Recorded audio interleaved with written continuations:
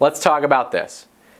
Maybe you should stop eating breakfast, lunch, and dinner. So, the idea that 3 square meals a day is something that has been ingrained in our culture since the United States was created, but a recent book has come out saying that it even comes back from before that, and it's really not based on anything scientific.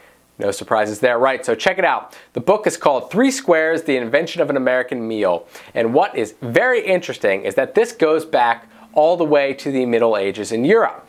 When European settlers got to America, they also imported their meal habits. A light meal may be cold mush and radishes, a more heavy meal in the middle of the day, and another light meal similar to their breakfast at night.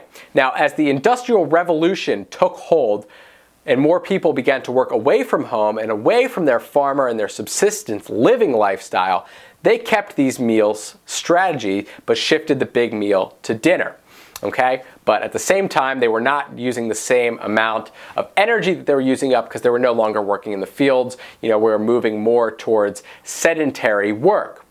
Now, in 1897, brothers Will Kellogg and John Harvey Kellogg decided that they were going to introduce cornflakes as a healthy alternative to heavy breakfast. Nutritionists at the time were also advising people to eat a lighter breakfast. And that's where we get all the data that we get about, eating a healthy breakfast is important. It's the most important meal of the day, all that good stuff. Cornflakes took off in the years that followed. Breakfast became known for health food.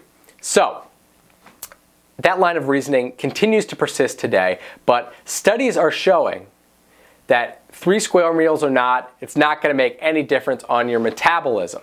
A 2014 study showed that breakfast had practically zero effect on a subject's metabolism. But breakfast is not the only metabolically unimportant meal. In fact, it doesn't seem to matter much at all how you get your calories. A 2010 study published said that had one group that ate 3 meals a day while another ate 6.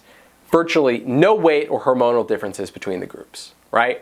2014, another study. Researchers found no difference in metabolism between a group of women who ate 2 meals a day and another group that ate 5. So listen, folks, 3 square meals a day, it doesn't seem to really matter based on the evidence. It's coming from kind of an archaic lens. And listen, the most important thing if you want to eat healthy, it's not about eating at 3 prescribed times throughout the day. It's more about eating when you're hungry.